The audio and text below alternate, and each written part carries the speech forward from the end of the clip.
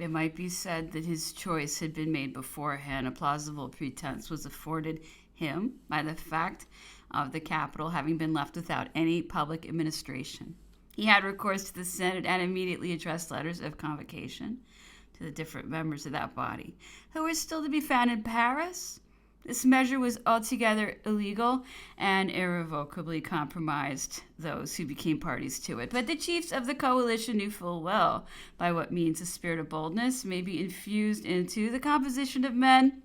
They had secured the future prospects of those who hastened to the cause of seduction, and they could not hesitate to afford guarantees to such as were ready to compromise themselves. They promised not to treat with Napoleon or with any member of his family, and mixing up by an odious fiction a handful of traitors with the whole French nation. They covered the walls of the capital with a document wherein, after collecting the votes of the French people, they declared that if the conditions of peace were to contain stronger guarantees, when the object in view was to chain down the ambition of Bonaparte, they must now be of a more favorable nature, since, by returning to a wise system of government, France herself will offer the pledge of future tranquility. The sovereigns accordingly proclaim that they will no longer treat with Napoleon Bonaparte, nor with any member of his family. They respect the integrity of the ancient France, such as she existed under her legitimate monarchs. They may be disposed to do more, because it is a professed principle with them, from which they have never swerved, that it is requisite for the happiness of Europe that France should be great and powerful. They will acknowledge and guarantee the constitution which the French nation may establish for itself. They accordingly invite the Senate to establish immediately a provisional government which may be enabled to meet the wants of the administration and to prepare the constitution best adapted to the French people. The intentions I have just expressed are held in common with me and all the other powers. Signed, Alexander, Paris, the 31st of March, 1814, at 3 in the afternoon. Those persons who had been most instrumental in favoring the measures of Talleyrand were far from anticipating all the evils those measures would infallibly occasion. They were persuaded that it was reserved to them to avert them. Did the Emperor of Russia, in his first interview, confide to M. de Talleyrand the secret of his mind and the project which he actually meditated? I can hardly believe it, notwithstanding M. de Pratt's assertion. I certainly possess no other data to build upon than my own conjectures, but these are not wholly destitute of weight. I will presently define them. Chapter 6. I was informed by a person who acted as secretary to M. de Talleyrand on the occasion to which I have adverted that this great disorganizer had drawn up his task in a twofold manner. He had placed on the list of those whom he intended to compose a provisional government the following persons. First, himself in the character of president. Second, Bourdonville, who had been his agent in Spain and in Russia. Third, Chaucourt, his colleague in the revolutionary career. Fourth, Dalberg, his own dependent, whom he had married to the daughter of Madame de Brignon. Fifth, Monsieur Barthélemy, the senator, a man universally esteemed. These choices assuredly afford no indication of an intention to recall the elder branch of the House of Bourbon, and they guaranteed a constant majority to M. de Talleyrand's own opinions.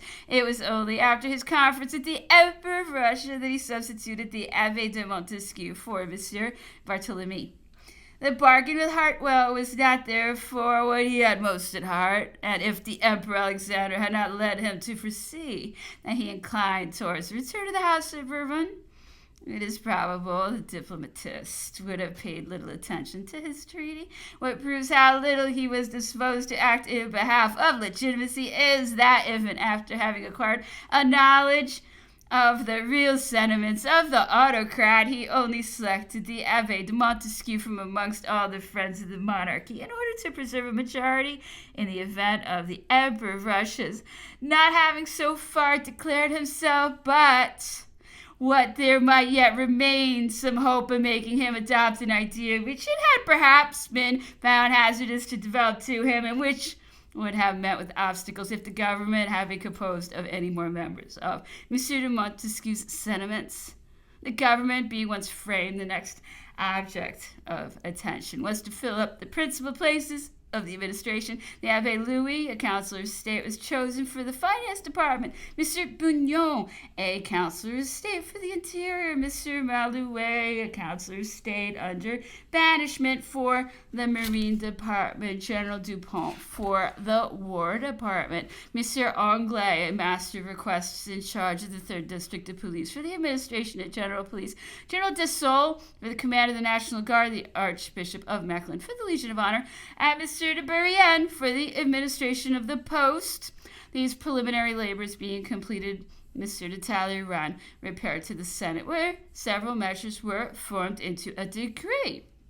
The persons whom Monsieur de Talleyrand had associated to his views took possession of the respective branches of the administration, which they were called upon in so illegal a manner to occupy without encountering any opposition, because everyone feels a degree of satisfaction in placing his responsibility under cover where there exists a necessity for receiving at every moment a fresh impulse. These places having been filled up, the administration became organized and proceeded at once to work. It openly avowed, or at least did not disguise its intentions, but it had yet not hoisted up any signal, nor assumed any other colors than the national ones. Monsieur de Chabrol, the prefect of the Seine, and Monsieur Pasquier, the prefect of police, were retained in their places, because they were found useful in both the hypothesis upon which Monsieur de Talleyrand had built his scheme. Those 2 magistrates were not men of the Revolution. They could only follow the impulse of events. For that purpose only had they been left in Paris.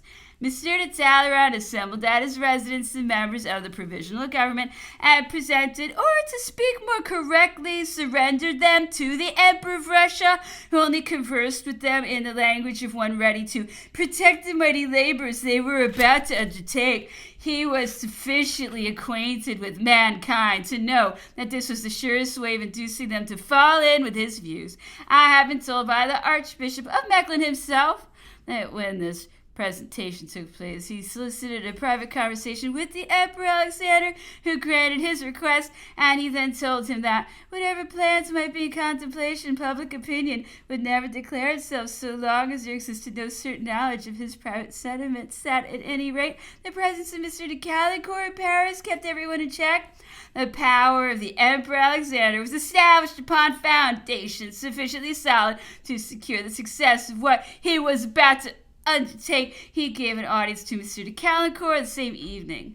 The latter has never communicated to me the details of the interview, but he was assuredly not received in the character of French ambassador, though the Emperor of Russia showed him the same kindness as heretofore. The Duke of Vicenza was but too well aware of what was about to happen. He was the only one who had held a sufficiently direct intercourse with that prince not to be afraid of assuming, without transgressing, the tone of language best adapted to existing circumstances. It is to be presumed that he did all in his power to avert the storm, or at least to retard its explosion. All his efforts, however, were unavailing. Alexander dryly signified to him that his presence operated as a restraint upon public opinion and prevented it from breaking out, whilst it was necessary for the sovereigns to be made acquainted with it in order that they might come to a decision.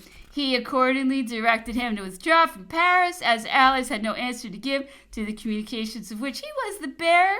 This injunction, and above all, the declaration pasted upon the walls of the capital, had greatly promoted the prospects of the conspirators. The senators, being taken by surprise at the suddenness of the storm and kept in check by an intrigue, which will be presently related, could oppose no resistance. The forfeiture of the throne was made the subject of deliberation. Each individual was more or less implicated. No one attempted to combat the measure, and the emperor's downfall was decreed.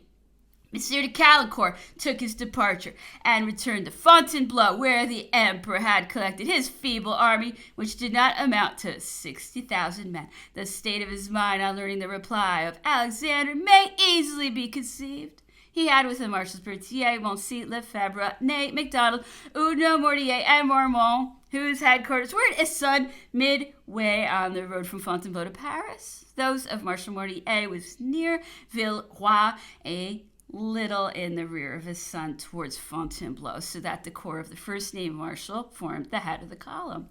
Previously to quitting Paris, Marmont had transmitted to the emperor the capitulation to which he had affixed his signature and had informed him that if he attempted to force his way back to the capital, he might expect to find it all in arms against him. The aide-de-camp delivered the message such as he had received it from the Duke of Ragusa.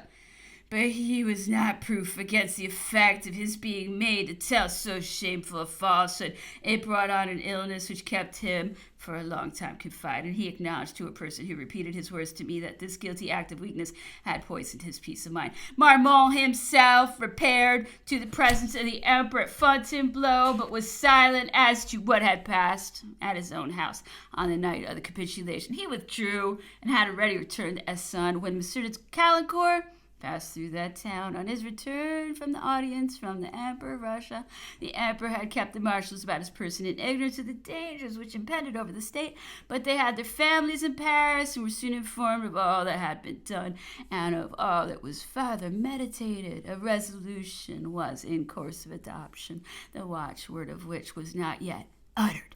The walls were lined with proclamations of Louis XVIII. The idea of the return of this prince was allowed freely to circulate. I cannot take upon myself to say whether it was by directions from or with the consent of the Emperor of Russia, who wished to sound the public opinion without appearing to influence it. In order to recede from that point of it, became necessary to substitute another idea which he foresaw the possibility necessitating of his adopting, or whether Monsieur de Talleyrand had caused the proclamation to be placarded on the walls in consequence of secret instructions from the prince or of communications with him. It is quite clear, however, that they were both fully aware of what was going forward. A single word from them would have put an end to this state of confusion. Notwithstanding the anonymous character which it was pretended to give to the king's proclamations, there was no mistaking the source from whence they emanated, whether they were circulated by direction of the Emperor Alexander or of Monsieur de Talleyrand. They both had motives for keeping aloof. I must explain my meaning. The Emperor Alexander had never ceased to repeat that he only waged war against the Emperor, that he had nothing to say against France, nor against the French people. He held this language for the purpose of detaching the nation from their chief, of rendering the latter unpopular, and of turning a settled object, the impulse which it was intended to give to the multitude. If he had openly avowed the plan which he carried into effect, no one would have ever been the dupe of his speeches, and he could not in such a case have committed a greater mistake than to allow of the placarding of the proclamations of Louis XVIII in the several towns of which he took possession. Had he done so, he would have found the country people hastening in crowds to enlist under banners of an insurrection, which would have acquired an easy organization. His fallacious promises of happiness had the effect of anticipating the movement and eventually secured the victory to him. It not only became necessary for Alexander to deceive the nation, he had also to impose upon the Emperor of Austria and to keep in reserve the means of pleading in his own justification the power of public opinion and of ascribing to its dictates what was exclusively his own work. It was not, therefore, until after the rupture of the conferences at Châtillon and until within sight of Paris that the proclamations were spread amongst the French advance posts. The Emperor of Austria had unquestionably many private grounds of complaint against the Emperor Napoleon, but one can never do him the injustice to suppose that he could have been insensible to the humiliating part he was made to act by being fastened to the car of the conqueror, who assigned to him no other share in the triumph than the disgrace of dethroning his daughter.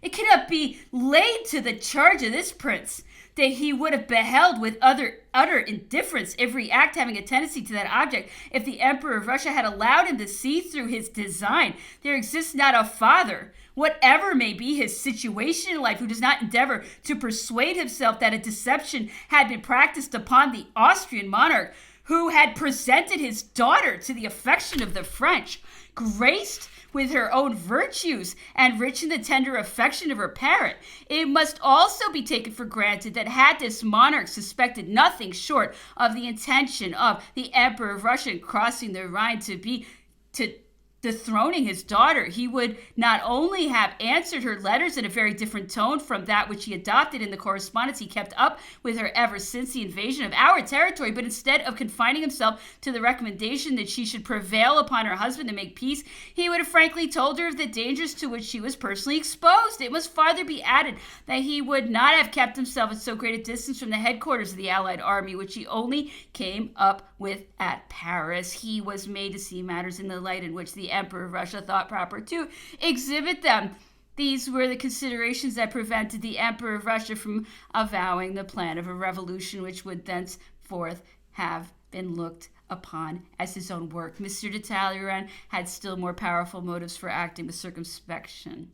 In the first place, he was not in reality over anxious for the return of the elder branch of the House of Bourbon, with which he had too many accounts to settle and little leisure to treat of his own private interests. He clearly foresaw that the will of the Emperor of Russia would rule paramount. Nevertheless, he did not despair of persuading them in an unguarded moment to adopt a determination which, so long as it should not be publicly announced, might be liable to undergo a change. On the other hand, he knew how hopeless it was for him to accomplish the object he had in view, whilst the army should remain true to the Emperor, because the majority of the nation would always rally round its standards. He steered clear of all these difficulties by inspiring with hopes the party who were desirous of the plain and simple return of the House of Bourbon, and calming the uneasiness of those who feared the consequences of such an event. He availed himself of both to bring his plans into effect. He had dispatched Monsieur de Montessuie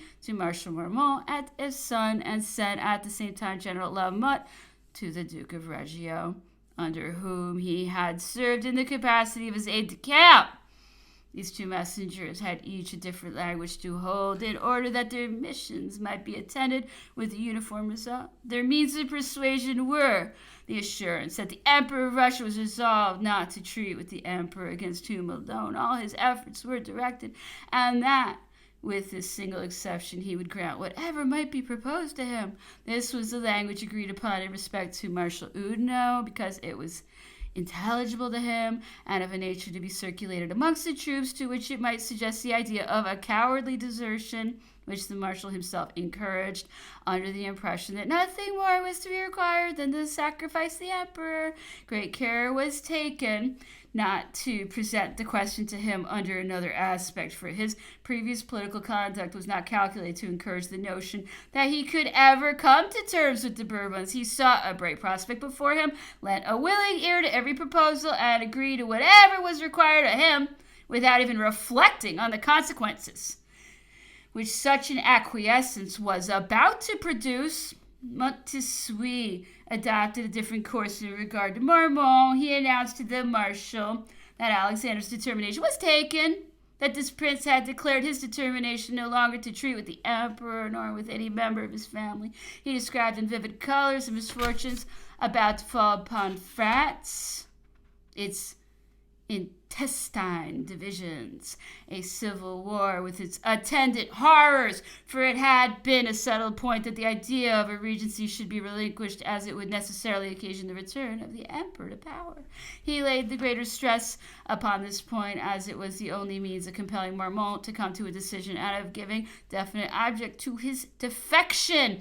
Had the regency in fact been proclaimed, his own position would have been secure, whereas everything became compromised when he brought into contact with the revolutionary anarchy. He accordingly could not hesitate on the adoption of whatever might be proposed to him, were it even the return of the Bourbons, because on the one hand he had his own honors to preserve, and his vanity made him indulge the hope of acquiring fresh favors by setting the example of abandoning the emperor. These were the only considerations calculated to draw Marmont from his duty, and unless a part of the army could be induced to desert its colors, it would be altogether impossible to give effect to the wishes of the Emperor of Russia. Montessuie added that a state of anarchy would necessarily spring up if some determination were not quickly come to in order to bring everything back under some controlling authority. The essential object was to have a rallying point. This, he said, was so much in unison with M. de Talleyrand's sentiments that the latter had just written to Count d'Artois, as he preferred the Bourbons, who had been proclaimed at Bordeaux, to the Jacobins, who were beginning to raise their heads in all directions, et Marmont, whose social qualities were calculated to win all hearts, his patriotic sentiments of so exalted a nature, and his military talents so well known, would consent to cover himself with glory by setting to the army the bold example of joining that party. He would avoid a civil war, a service more honorable than the possession of the most splendid crown. He added that independently of the personal satisfaction he would derive from such an act, his example would give him in the first claim to favor. The rather so, as the king's commissioners were taking note in Paris of all those who presented themselves and were receiving their oaths of allegiance and fidelity. This was false. One more traitor was sought for. Marmont saw through that snare and scornfully rejected the part reserved for him. The spirit of intrigue was not discouraged in this failure. It sent forth fresh emissaries, and a crowd of persons were seen flocking to his son, who, though loaded with the emperor's favors, were not the less ardent in their endeavors to detach the marshal from his service. The Duke still resisted, but he had consented to listen to persons whom he ought not to have admitted to his presence. He soon paid the forfeit of this act of temerity. The leaders of the party which had espoused the enemy's cause were so far compromised that no other alternative was left for them but success or banishment. They were sensible of this and neglected no means of accomplishing the defection which they were so desirous to bring about. They set to work those magistrates who were likely to exercise any influence over the marshal. They dispatched some of his own friends to him, and whilst they represented the emperor's causes irretrievably lost, they urged Schwarzenberg to make such an offer as might, in some respects, be a plank of safety to him, by means of which he might hope to escape from the wreck. The generalissimo consented. His overtures were well received, and the basis of defection agreed upon. The Duke of Ragusa was, however, fully aware that if it were possible for him to deceive his troops, this was not the case. With regard to the general officers, he knew that the failure or success of his view wholly depended upon them. He accordingly determined to communicate to them the proposals which were made to him under the pretense of their being personally interested in the matter, and of his unwillingness to decide upon the principal act of their lives. Without their approbation, he summoned them to a kind of council, which was attended amongst the rest by Generals Compin, Souhem, and Bourseau. The latter was unquestionably one of the bravest men in existence. He must have been strangely imposed upon when he could consent to go over to a hostile army, for he was much more likely to have fought it single-handed. Marmont, who exercised a certain power over the opinions of others, an ascendancy, moreover, necessarily emanating from his military command, the weight of which was fully felt by those under him, communicated to his generals that he had just taken place between M. de Montessuie and himself.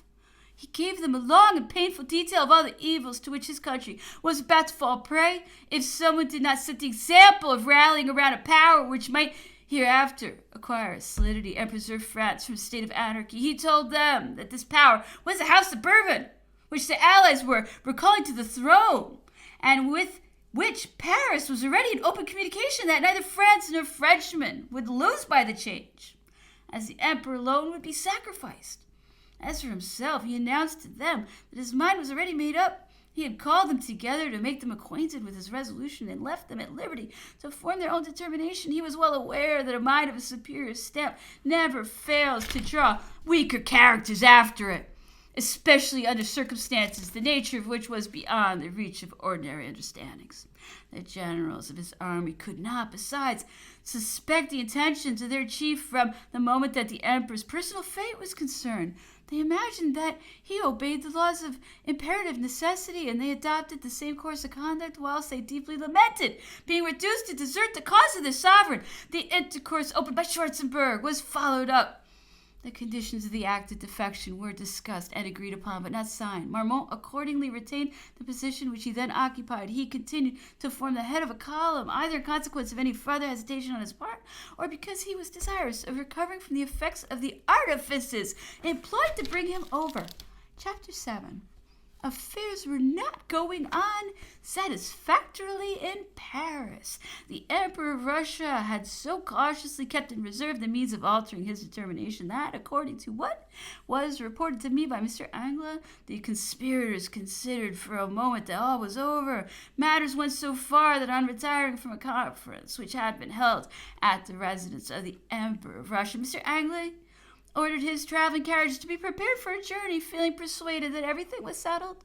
The engagement entered into by Marmont restored tranquility to all guilty consciences. There were to be found in Paris some individuals of sound sense who, though not altogether pleased with the imperial government, felt themselves degraded by being objects of speculation and traffic for certain intriguers long accustomed to serve and betray every party. It was easy to perceive that a specific direction was given to the movement, which was kept up without any indication being afforded by the power which supported it. Bordeaux offered a recent example. When the mayor of that city had declared for the Duc d'Angoulême, his influence had been used for the purpose of causing the royal banners to be unfurled. The notables had met and proceeded in a body to demand of the general commanding the English troops which had taken possession of the town, whether it was by his orders that signs were displayed which had a tendency to kindle a civil war, and the latter had replied that he gave no special countenance to any party and left everyone at liberty to act as he thought proper. In Paris, the municipal body were excited to take part in the change of government. Some of the very members, such as Monsieur Pellard, the lawyer, and Monsieur Perignon, formerly a notary, had boldly thrust themselves forward. These circumstances had created a deep impression upon those who dreaded fresh turmoils or were unwilling to serve as stepping stones to a handful of intriguers.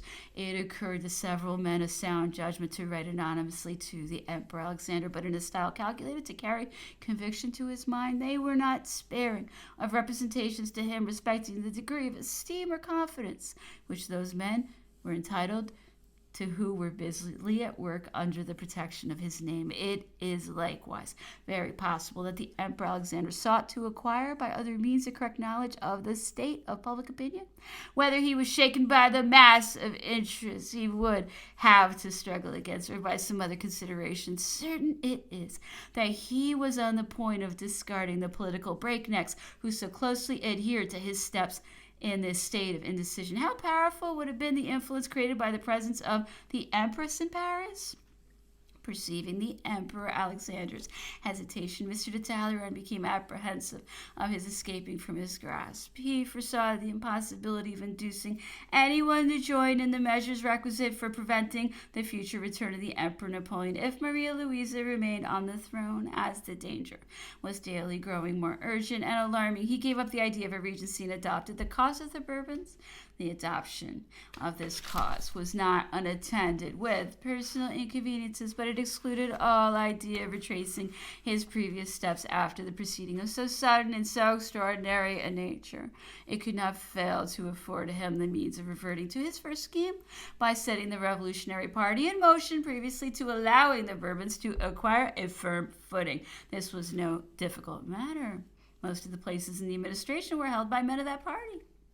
We now behold Talleyrand, determined to procure the adoption of what he had hitherto rejected by every means in his power. From that moment, he only sought to remove the state of doubt shown by the Emperor Alexander, and did not hesitate, according to an old saying, in pinning him to the wall. It was certainly of the utmost importance that the Emperor should be induced to come to an immediate decision, as the diplomatist already found himself exposed to the reproaches of all those who had embarked with him in the undertaking. The provisional government was even on the point of dissolving itself. Mr. de Talleyrand possessed too much experience of men and of business to be wanting in coolness on this occasion. I am informed that he assembled the members of the provisional government at the close of the conference, which had been dispelled so many bright illusions. He drew a picture of the danger which they incurred and easily persuaded them to follow him to the Emperor of Russia, who occupied the first floor of his hotel.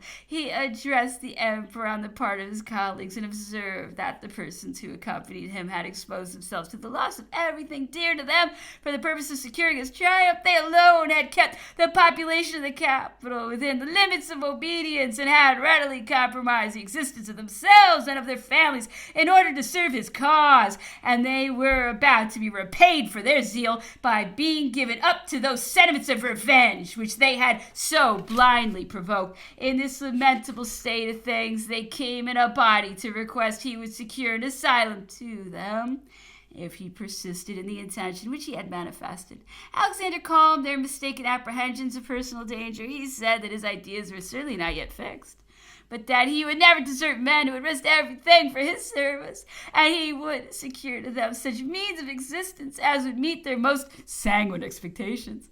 Matters had proceeded thus far when M. de Talleyrand acquired the certainty that he might rely upon the defection of Marmont and upon the zeal of Oudinot.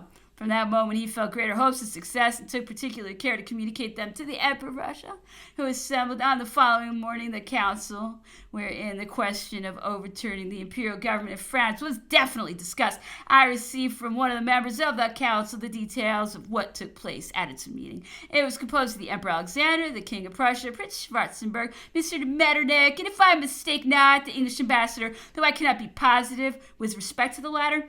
The French members called to this council were M. de Talleyrand, the Duc d'Albert, M. Louis, General Dupont, General de Saulles, and the Archbishop of Mechlin. And if I recollect rightly, Messieurs Montesquieu, the Abbé of that name, Bournonville, and Jaucourt. The discussion was opened by the Emperor Alexander. He declared his intention of overthrowing the imperial government, but stated it to be his wish, previously to a public announcement of the circumstance, to ascertain what the order of things might be substituted for it, so as to avoid a return of those internal dissensions which had for so many years disturbed the repose of the country. He addressed himself to M. de Talleyrand, requesting him to state his opinion on the subject.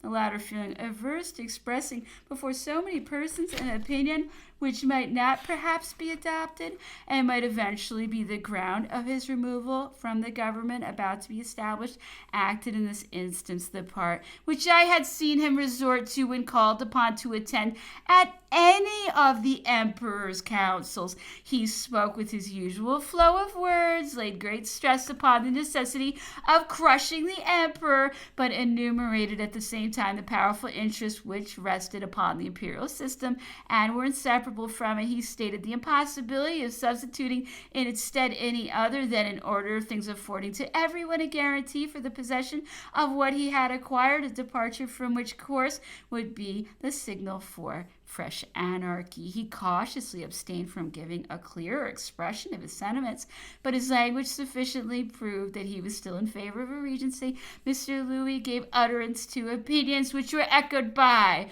all the dependents of the diplomatist. It came at last to the turn of General de Saulles, when called upon to state his views as to what ought to be done. He replied with great animation the following words, which he addressed to the Emperor Alexander: "Sire, the regency is a mere name. The tiger lies crouching behind it, and it will soon spring up again if that regency be proclaimed. At any rate, my mind is made up. I ask nothing for myself, but, sire, what is to become of Mademoiselle de Dampierre? Save her! I can beseech you, save her!" Astounded at the warmth of this appeal, the Emperor of Russia was inquiring who was Mademoiselle Dampierre. "Sire, she's my wife. She is Madame de Saulles. She is certainly not connected in any direct manner with the question now under debate. Nevertheless, she is Mademoiselle de Dampierre, save what is dearest to me in life." This trivial alarm of a conjugal nature had the effect of unruffling for a moment the gravity of the council, but its calm was soon restored, and the discussion continued. The turn of the Archbishop of Mechlin came next. He boldly discovered his game. "Gentlemen," said he, It becomes us to speak in plain language. You are determined to lay the emperor's side altogether. In that case, why not restore to France a government under which it has enjoyed whole centuries of uninterrupted happiness? I have no hesitation in asserting in this place that such is the secret wish of the great majority of Frenchmen, and if they are fearful of avowing it, it is to be ascribed to the circumstance that the national spirit is kept in check and afraid of manifesting itself without the certainty of being supported. For my part, I must declare that after we have overthrown the emperor, the only rational plan is to recall the Bourbons. Alexander put a stop to the discussion, and turning to Frederick William, King of Prussia, said he, "What is your opinion?" "I coincide with the Archbishop of Mechlin," replied Frederick William. The Emperor of Russia continued to take votes of the other foreigners, who all agreed with the King of Prussia. Alexander, in his turn, delivered his own opinion and said that it was a question of very high importance to determine upon the government which ought to be established in France without creating confusion and without risking the repose of its neighbors. He thought the House of Bourbon was best calculated for the nation. Nevertheless, he should postpone his decision until the following day. He had been informed of the arrival of the advanced posts of a deputation from Fontainebleau. He would receive it and consider afterwards what ought to be done. The council broke up. I have already stated that everything that took place in Paris was fully known at Fontainebleau. Matters were even greatly exaggerated, although the evil was no doubt of a most serious nature. Nevertheless, the emperor did not allow himself to be influenced by the reports that were circulated about him, being wholly bent upon military combinations. He was preparing to make a fresh attempt when the Duke of Vicenza arrived. He was not the bearer of very pleasing intelligence, but the allies at least were no longer averse to a regency. The state of affairs was truly alarming. The order of the soldiery was at its height. Napoleon continued his arrangements for the purpose of trying the chance of war, but his generals had lost all enthusiasm. They were tired of wars and battles. All felt a kind of dread at the new risks about to be encountered. In the midst of this prevailing uneasiness, a decree of forfeiture reached Fontainebleau. Napoleon was no sooner informed of it than his hesitation ceased. The Civil War presented itself to his view in all its horrors. He withdrew and penned with his own hand the act which was to deprive him of power. Having signed his abdication, he appointed commissioners who, in transmitting it to the Allies, should discuss the interests of France and those of the gallant men who had faithfully adhered to him.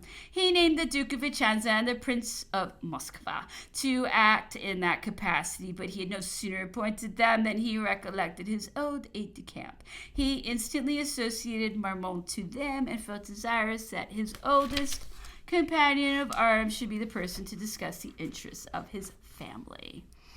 As, however, it was intimated to him that the interests of the army ought also to be advocated, that a man who had hitherto possessed a smaller share of his affections, Macdonald, for example, would carry more weight, he yielded assent and agreed to name the Duke of Tarentum. Nevertheless, he was still swayed by a feeling of partiality. The plenipotentiaries were especially directed to their prize, the Duke of Ragusa, that though he had not formerly chosen him, he could not refuse bestowing this last mark of confidence to his fidelity, which was guaranteed to him by favors commensurate with the marshal's services. If therefore the latter did not deem himself more usefully engaged at the head of his corps than in Paris, he was at liberty to join the plenipotentiaries, as they were instructed to dispatch a courier from Isson, who would return with the necessary powers. On arriving at Isson, the plenipotentiaries communicated to the Duke of Ragusa what had taken place at Fontainebleau, the abdication assented to by Napoleon, and the object of their mission to Paris. They also transmitted to him the message of which they were the bearers. This circumstance must have created a painful sensation upon the marshal, since he had, as we have related, just entered into conditions with the Austrian generalissimo. He did not disguise from his colleagues on what terms he stood with the Allies. He declared to them that his mode of proceeding bore an isolated character merely from the circumstance of the dispersion of the army and the difficulty of coming to a right understanding, but from this moment he would irrevocably join and accompany them to Paris in order to explain to Prince Schwarzenberg the changes that had occurred in his position. He cautioned his generals, at least according to his own statement, not to make the slightest movement until he should send them fresh orders, and he repaired to the enemy's headquarters, where the plan of the convention was Annulled without the slightest opposition, the three marshals and the Duke of Vicenza continued their journey and repaired to Paris for the purpose of negotiating in common. They alighted at the hotel of Monsieur de Talleyrand, where, as I have already stated, the Emperor of Russia had taken up his residence, and they communicated to the diplomatist that the motive of their journey, what it was, and what was their mission. One of the plenipotentiaries drew him aside and said that if he could obtain a regency, they, without naming anyone, were determined to take part against the emperor so as to prevent his return to power. He did not state what he meant by taking part against the emperor. Monsieur de Talleyrand replied that everything should be arranged. The allied sovereigns demanded no more than such a guarantee and would grant whatever was applied for, as soon as they should acquire the conviction that Napoleon would never again appear. Monsieur de Talleyrand could desire nothing better than this confidential communication. It greatly heightened his credit and clearly proved that nothing could be done without him. He went to the apartments of the Emperor Alexander, apprised him of the arrival of the marshals, and related what had just taken place without omitting the overture made to him. Nothing undoubtedly could be more satisfactory to them, for what could be more clear than the constant demand made by the Emperor Alexander of a guarantee against the return of the Emperor Napoleon? The name itself was not openly avowed, but the affectation with which guarantees were called for left no room to doubt what was the object actually contemplated. He judged a Frenchman by the standard of some other nations. He was so far wrong. This mode of proceeding is ill-suited to our manners. I heard from one of Monsieur de Talleyrand's secretary that when everything was concluded, that is to say, when the forfeiture was pronounced, Monsieur Nisselrode could not understand our scruples. What a country, he said. What a nation.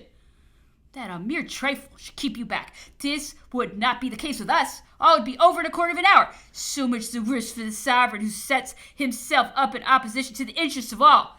Nothing in the world is so easily found as a sovereign. The Emperor of Russia caused it to be intimated to the deputation of marshals that he would receive them at 9 or 10 o'clock the next morning. They withdrew in order to meet during the night at Marshal Ney's hotel and were visited there and fed with the idea that the emperor alone was an obstacle to a satisfactory adjustment of everything. Were it not for him, the sovereigns would grant a regency or any other government they might think proper to select. These insinuations were unavailing, since the emperor himself had enjoined his plenipotentiaries to consider him as wholly out of the question and to submit to any sacrifices that might be personal to himself. I have been furnished by an individual who was present at this meeting with all the details of what was said and done on the occasion, and they clearly proved to what an extent the blind confidence entertained in the sentiments of the Emperor of Russia had been carried. That confidence, however, has been the source of too many and too bitter tears to warrant our now making it a reproach to those who participated in it. It was still imagined that Monsieur de Talleyrand was favorably disposed towards the regency, and I think his opinion was well-founded, though it must be admitted that the diplomatist was as ready to adopt any other hypothetical case. Caulaincourt has since informed me that this was a mistake, that Monsieur de Talleyrand had from the very commencement openly declared himself in favor of the House of Bourbon. I am persuaded, on the contrary, that such was not the fact. When, however, the business was at once settled, it was better to assume the merit of having brought it about than to admit that he was opposed to the change. It is also possible that Monsieur de Talleyrand had allowed his intercourse with Hartwell to become known in order to increase the confusion, to reserve for himself greater chances of success, and have it in his power to obtain better conditions. It is improbable that the allies availed themselves of this circumstance in order to wrest from the Duke of Vicenza those sacrifices they were desirous of imposing upon him, for as we are informed by one of the auxiliaries they had brought over to their side, they did not anticipate such immediate success in the pursuit of their views, and were desirous of completing by means of intrigue what was already begun by force of arms. In this case, however, convinced as he was that Monsieur de Talleyrand was in favor of the Bourbons, why did not Mr. de Caulaincourt put the marshals on their guard? Why did he take them to the house of a conspirator, whom he should have avoided by every means in his power? The least inconvenience that could befall them from the course into which he was leading them was that of bringing them to confess to the fox, as it actually came to pass. It is probable, nevertheless, whatever he may have subsequently asserted to the contrary, that he was himself the dupe of the false character assumed by Monsieur de Talleyrand. Otherwise, the inference to be drawn from his conduct would be that he had it in contemplation to deliver up the marshals. This supposition would add great weight to the unfavorable suspicions entertained in respect to his own stay at Châtillon. They might have met at other places and have then repaired to the presence of the Emperor Alexander rather than be compelled to call upon Mr. de Talleyrand if he was actually considered by them as an enemy. It is painful to me to make known the real facts, but the truth is that finding the Emperor's downfall to be unavoidable, they only wish to withdraw from his service without dishonor and to prepare the means of securing a position with the government about to succeed that of Napoleon, being under the impression that it was possible to retain what had been acquired under the cloak of an act of cowardice. Chapter 8. The Emperor of Russia received the deputation of marshals agreeably to his promise, and after listening to their message, he informed them that he could not treat any longer with the Emperor Napoleon. He added that independently of the objections which he, as well as his allies, felt for any kind of accommodation, the repose of Europe, which depended on that of France, did not admit of his paying attention to the proposals entrusted to them. He felt no wish to injure our frontiers or to destroy or make any inroad upon the fabric raised by the French army, for which he entertained the highest esteem. He was disposed to give them every proof of it by the choice he should make of the form of government, which it was his intention to propose for their acceptance. He observed that whatever might be that government, he should always have particularly at heart to keep up a friendly understanding with men who would raise their country to so high a pitch of glory. He spoke in a firm tone and appeared the more resolute in his intentions, as he was acquainted with the overture made to Mr. de Talleyrand. He was besides fully aware that the determination adopted was of a positive nature, that it had been taken at the residence of the Prince of Neuchâtel in consequence of the communications held between Marshal Oudinot and Monsieur de Talleyrand's envoy. The plan, which was formed previously to the Battle of Champ-au-Père, had even been again brought forward at this meeting. It was nothing less than that they should deal with the Emperor Napoleon in the same manner as Romulus had been dealt with, and formerly treat with the enemy. As soon as the Emperor had ceased to speak, the Duke of Tarentum gave utterances to his sentiments. He had been less favored by the Emperor than any other marshal, and he showed himself the most deserving of the rewards which had been heaped upon others. He laid great stress upon the merit of the Emperor's sacrifice, insisted upon the rights of his dynasty, and the propriety of adopting a regency. Reverting then to the subject which most engaged the attention of the Allies, the person of Napoleon, he remarked that if he was the only ground of difficulty in the way, everything was at once decided, since the powers with which they were invested prescribed to them that they should leave him out of the question. The continuation of his dynasty was therefore as free from objection as it was from any danger. The transfer of the supreme power ought the less to become a subject matter for discussion, as the intentions just manifested by Alexander in his own name and in the name of his allies were perfectly conformable to the constitutions of the state and favorable to the right of him who, in the order of nature, was pointed out by those very constitutions as the legitimate heir to the throne. MacDonald proved himself no less cogent in his reasonings in this discussion than honorable by the courage which he displayed in defending the interests of the regency, as being fully calculated to guarantee to everyone the preservation of what they had acquired, an object which the Emperor Alexander expressed in his determination to secure. This prince was at a loss for an answer, and no longer insisted on anything more than the necessity of a guarantee against the possibility of the Emperor's return to power. It did not become the marshals to name the guarantee required. It was incumbent on the allies themselves to specify what were the sacrifices which they were desirous of imposing, and to explain what they meant by the expression of guarantee. The plenipotentiaries pretended not to understand it. The allies, on the other hand, did not deem it advisable to speak in clearer language.